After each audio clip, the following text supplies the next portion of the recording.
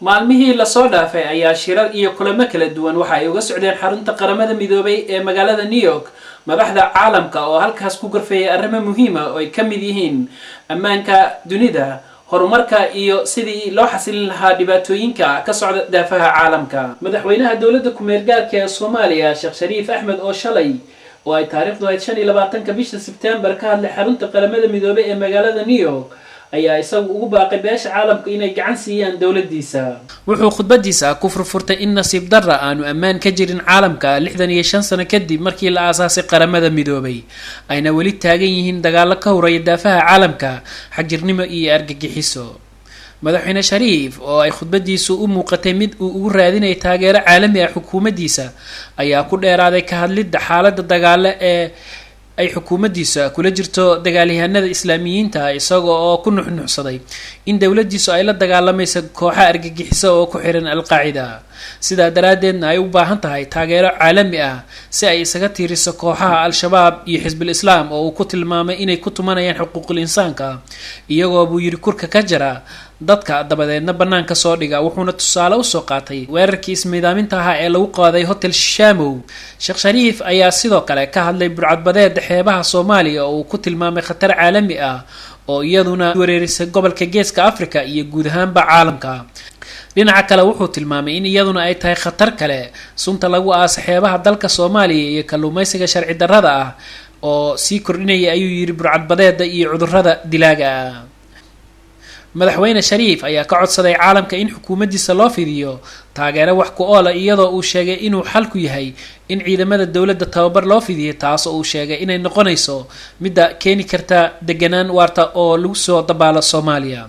Sheekh Shariif ayaa caalamka u sheegay inay lagama maarmaan tahay in sidoo kale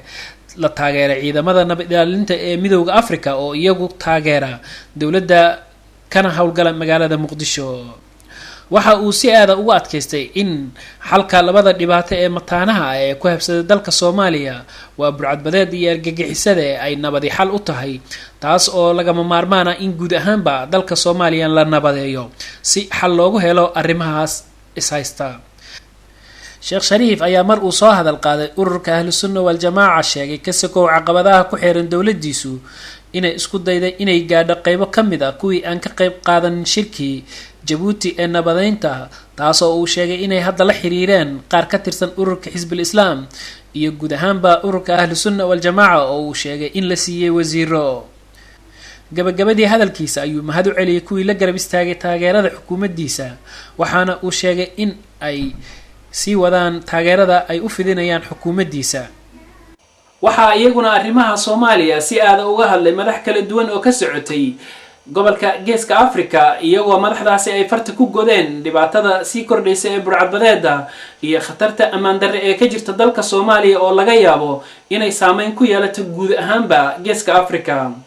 madaxweynaha dalka Kenya oo isaguna mar sii horeysay si aad uga hadlay dalka Soomaaliya ee ammaan darrada ka jirta ayaa tilmaamay in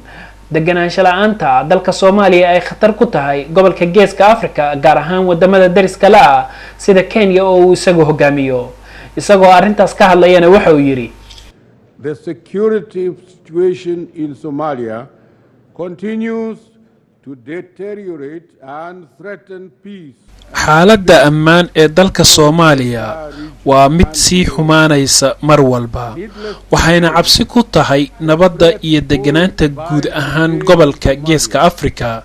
iyo meelaha sii dhaafsan. khatarta ay Soomaaliya ku hayso caalamka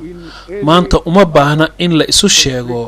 inay ka weyn tahay khilaafaadka kale ee ka taagan gobolka oo idil. si kastaba ha ahaatee, madaxda caalamka ayaa xilligan u muuqda in aanay dhabarka u jeedin doonin xaaladda dalka Soomaaliya ka taagan, iyadoo ay barihii la soo dhaafay walaac weyn ka muujinayeen burcadbadeeda sida weyn uga qaraabata badweynta Hindiya, taas oo khatar weyn ku ahayd isugoshka ganacsiga caalamiga ah. Cumar Cabdi Afey, Universal TV, Oslo, Norway.